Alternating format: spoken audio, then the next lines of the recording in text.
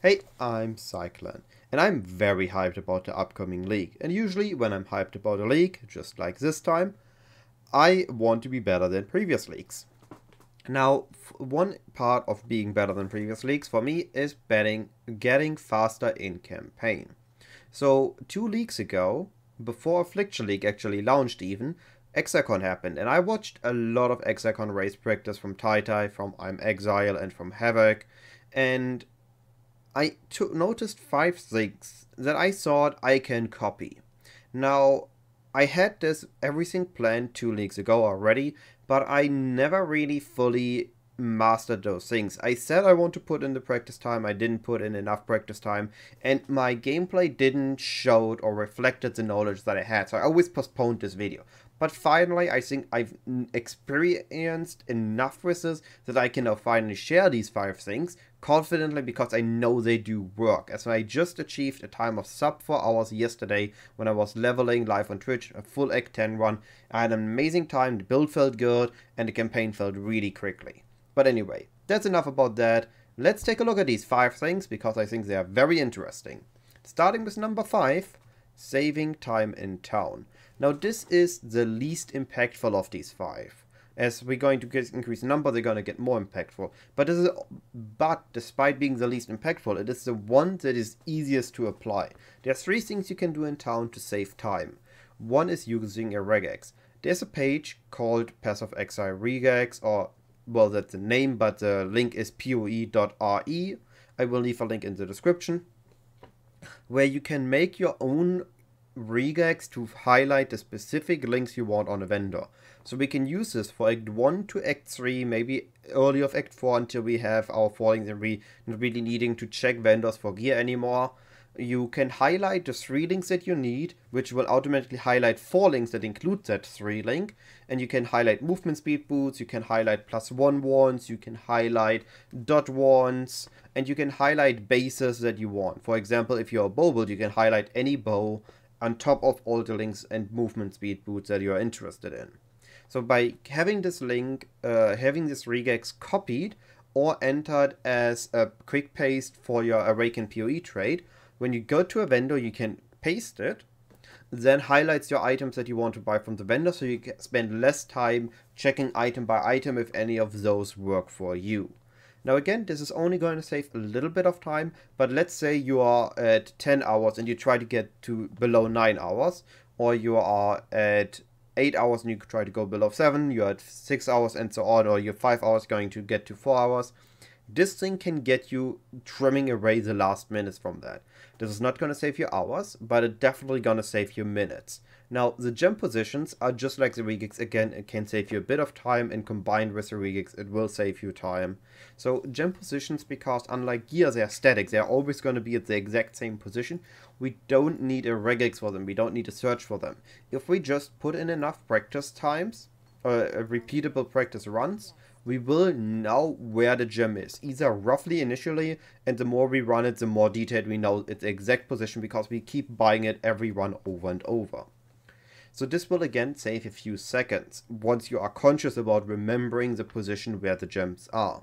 And lastly, it's gonna be the vendor walk. Now, this is going to grab a bit ahead as a tiny spoiler, but you can bind move only to a key outside of left click, and then still use it while doing something else. For example, you have an item on your cursor and you can move while the item is on your cursor with the move only bind it to a separate key and not drop the item. And for vendors, what you can do is if you click on the vendor, your character starts walking up to the vendor, and a fraction before you enter the vendor, you already can move your mouse somewhere else, then you press space.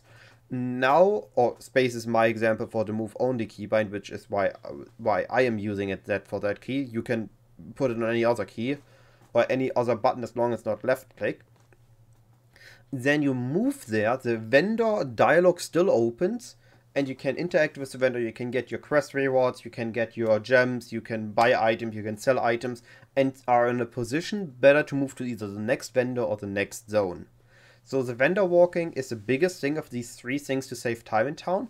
It's easy to apply once you've practiced a bit, and it if you just do it after the initial practice to understand how it works, just on every vendor you interact with, always try to apply it, and eventually becomes second nature to do it, and it's gonna save you, again, minutes. Not gonna save you hours, but it is easy to apply, at least more easy than trick number 4, knowing layouts. Now, to clarify directly, I'm not expecting anybody to get to speedrunner levels, know every layout by heart. I am talking about layout indicators and layout rules.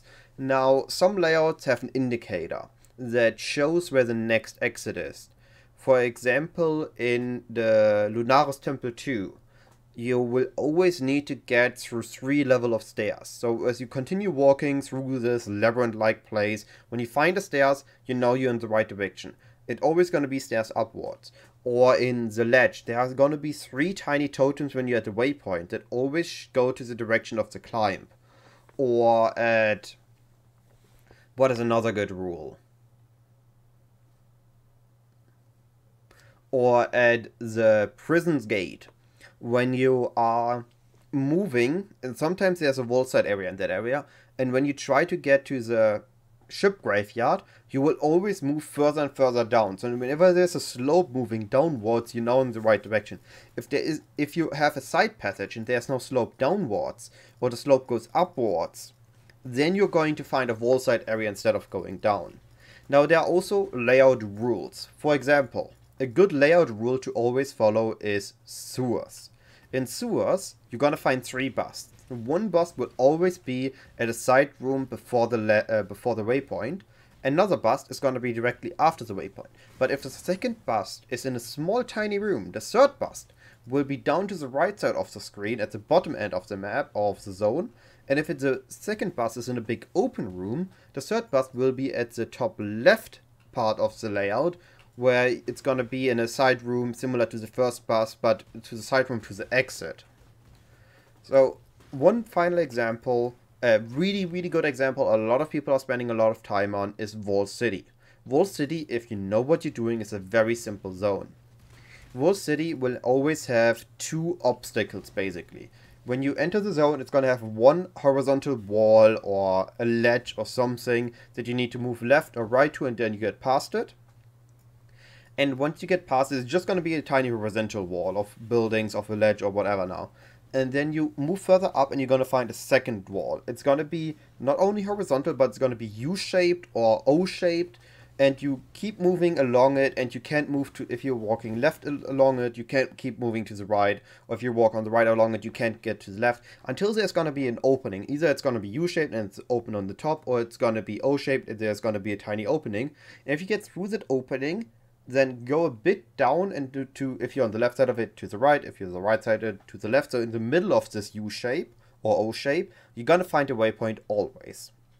At least in all my runs, I followed this rule, it always worked. So that's saving a lot of time in the zone.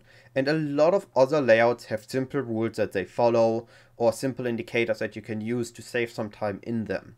Now, to be fair, I don't know all of them. I don't know yet. I haven't taken the effort to know all the layouts. I've taken the effort to know some of the big layouts, but that's about it. If there's enough interest in this, I can take the time to learn all the layouts and compile a video with all the tiny layout rules for every zone that I found them for, but it's a lot of work and I would like to only do it if there's enough interest for it. That being said, number 3. Inventory management and what to loot. Now, this is a bit of knowledge required. Not knowledge about, kind of knowledge about the game, but also knowledge of what you need. So starting with inventory management. It is recommended to have specific things always in the same place. This allows you to open your inventory and have a quick check to see what you still need. So for example, you know that in Act 1 you're gonna need maybe 3 gems that need transmutation orbs. So you place the transmutation orbs always in the place. I'm going to show my inventory as an example. Let's say I have wisdom scrolls in my top left underneath the portal scrolls. Then under the portal scrolls are either gonna be armor scrubs or blacksmiths, and next to them are gonna be the other. And the bottom 2 spots are gonna be transmutation shards and their orb, and next to them alteration shards and their orbs. And then the other currency is gonna be left of it in the row and in the spots that are still open. So I always know when I open my inventory, this is the currency I have because there I place it. Then at the bottom I place the essences, and at the right side I place everything I want to sell. And next to the essences and the currency I place either items I need to keep or unique or quest items. So I always, when I open my inventory, it is sorted, I have space, I can pick up new loot, I sort it in while I spoiler, I keep moving, and then I have my inventory, I have a sorted inventory, I have a neat, tidy inventory, I can pick up new loot, I know what to sell, so when I get up to a vendor, I know exactly what I want to sell, because I know that armor scraps or blacksmiths or transmutations sell for wisdom, so if I need wisdoms, I prepare them at the right side.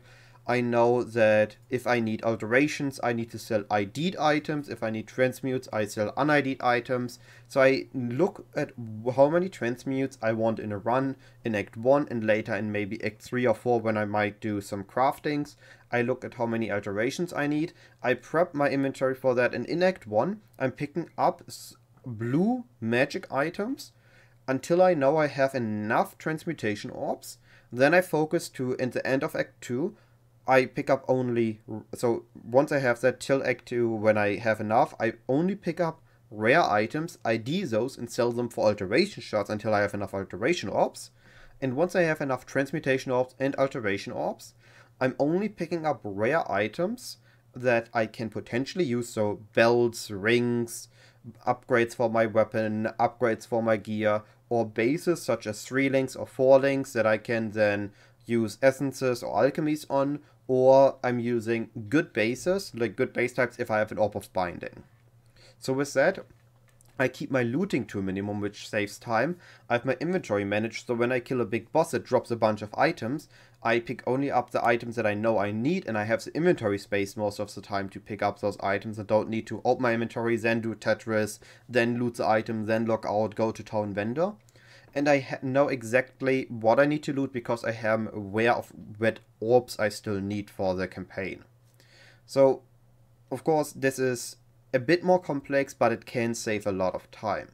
One thing to note, just like with the vendor walk, you can utilize moving here while managing your inventory, which is again a bit of spoiler to a future point, but it does help managing your inventory while you loot. First of all, managing your inventory will save time because you spend less time looting stuff and you spend less time vendoring because you're more efficient in those cases. But also if you apply it while moving, you're gonna save even more time. Now, with that, moving to number 2. Now we get really interesting, and it's gonna get more complicated. Number 2 has 2 parts. One simple part that is just something to keep in mind, and then the complicated part. Let's cover the simple part first. The level 2 is on trick number 2, step 2, however you want to phrase it, level thresholds and when to kill packs. Now the level thresholds are the simple part. There are 5 big checkpoints you should check when what your level is on those, and then there is the leveling sweet spot I get into a moment. There is the leveling checkpoint for Merveil. Merveil you should be between level 11.5, so 11.5 to level 12. If your build requires a level 12 gem, such as maybe Lightning Arrow or Rain of Arrows for a Ranger, or it requires, what is another good example? Requires Arc for a Witch, not the best example, but a decent example, or maybe Lightning Trap on a Shadow, don't know. Then you want to be level 12. But if it requires none of these, you should aim to be 11.5 because Act 2 has better leveling, because the zones are for a higher level than the Act 1 zone, so you can save more time in Act 1 by being a bit quicker and killing a bit less. Then in Act 2 at the end, when you go to the Wall Oversoul, you want to be level 20 to level 21. Now we had kind of a hard requirement for level 21, at least for casters, because of the wand recipe, but that doesn't exist really anymore because it just got removed. So you are wanting to be between level 21 because at some point there, your gem's gonna level up, so you will do more damage to the boss, especially if you're a caster build that scales with gem level a lot. Another checkpoint is level 24 on docks. If you're level 23, docks will give you an XP penalty. More to that when we get to the leveling sweet spot. But for now, just keep that in mind. It's gonna give you an XP penalty. This XP penalty will be of 20% and you don't want that. So then you will do Temple of Solaris first. But if you're already level 24, you can go to docks without XP penalty. And when you're level 24, or well, when the enemies are level 24 above, they can start dropping 4 links. And when you are level 23 and above, you can find 4 links on vendors. The next one is gonna be a bit split. There's level 28 or level 31. It's level 31 for lab 1, so for the normal labyrinths, if you don't get a big boost of lab. So you're going to get to the Crystal Caverns to get the waypoint before you go into the dreams. You do your lab, which should get you to level 31. Or level, level 31, so you are in the XP zone of the zones above. But if, you get to 31, you then level in lab to level 32 or 33 to get into the XP zones for the dreams themselves, so you don't fall out of XP. But if you get a lot of power from the first lab, a good example again is a Deadeye with either Gathering Winds, so you get Tailwind, or the Deadeye with Farshot, so you get, Farshot. It's both good examples for when you want to do it at level 28, but keep in mind that when you do Labyrinth 1 at level 28, it's gonna be very deadly. So you need to be more careful and you need to be sure that you know what you're doing so you don't accidentally die, which would be the opposite of running the campaign efficiently, because then you need to run lab again. And then there's level 41 on leaving Chamber of Innocence. Now, Chamber of Innocence is a really great XP zone, so you can kind of stay at the lower end of the leveling sweet spot, which again I get right after this. And in Chamber of Innocence then, because there are so many blue packs, so many big packs, so many normal mobs, you can get a lot of XP, maybe do a bonus round, get to level 41, and then you should be able to just, as long as you kill efficiently and don't overkill, or don't underkill rather, you should be able to stay in the leveling sweet spot, Act 5, Act 6, rest of Act 5, Act 6 and so on. Now the leveling sweet spot. The leveling sweet spot is calculated by taking your character level, dividing it by 16 and adding 3 to it. Now let's say you're level 32. If your character level is 32, then that is 2 plus 3 is 5, so you can be 5 levels under the zone and still get full experience. Now if you are 1 level above or below your leveling sweet spot, you only get 95% XP, and if you're 2 level above or below, as I already said before, you only get 80% XP. So you want to stay in the leveling sweet spot, preferably 3 levels under the zone, but it's okay if you fall a bit lower, because there are always going to be some zones that have a high density where you can catch up on your XP again, or you can do your rerun there. Some examples are Northern Forest, Chamber of Innocence, or Docks. Now knowing that, we finally move on to the most important trick, the most important thing. And it's gonna sound very stupid, very simple, but it is really hard to actually do. And that is always be on the move. Now, of course, first of all, it's the moving is gonna make you faster. If you don't stop, you're gonna be faster. But I'm talking about always being on the move. I had with vendor walk. Vendor walk is a good example. By walking away from the vendor and still having the dialogue, you save a few seconds. Managing your inventory while walking, I spoiled that. That will save you time. So if you manage your inventory, that's going to be good. But if you're already moving to the next zone, to the next pack, and then manage your inventory, that's going to be even better. Applying new skill gems, you're going to be moving. Applying a passive point, you can still be moving. Killing a pack and instantly using a mobility skill or activating a quicksilver before the pack dies, so you get the charges from the pack and already be on your move. Always being on the move sounds simple, is hard to apply, but it's a thing that will you save the most time in campaign. And it all really boils down to this. All the previous things are being efficient, and this one is being, on top of being efficient, being able to move while being efficient, and this will save you the most time, but it's gonna require the most practice as well. Now, I want to end this with a note to not get out too much of your comfort zone. It is, if you want to push yourself, getting out of your comfort zone is a must. But you should always still consider, am I having fun? If you do not have fun rushing through the campaign at 5 hours or 6 hours or whatever it's going to take you, there's no point in doing that. If you're okay with running the campaign at 10 hours, you have fun running the campaign at that time, definitely do it and enjoy the game in your own pace. But again, this really comes down to personality. If you like to push yourself, rushing the campaign is fine for you, awesome. Go for it. Please, do it, and also share your successes with me. I'm always happy to celebrate if somebody is able to achieve a better result than previously. But if you want to just take it easy, take it simple, enjoy the campaign, enjoy the endgame and progress at your own pace, that is a-okay as well. Just wanted to end the video with that. Now, all that being said, I'm gonna be live on Twitch for the coming days, practicing campaign, because I want to push my time even further. If you want to join, feel free to join the chat, say hello. Also, if you have any questions, anything was unclear, or you have a different opinion than what I said, feel free to discuss it with me. You can, again, discuss it on Twitch, we can discuss it in the comments, or you can join me on Discord, discuss it there, or DM me, and have a private discussion. All that being said, have a wonderful day, and I'll be either seeing you on Twitch, or I'll be seeing you in my next video. Goodbye!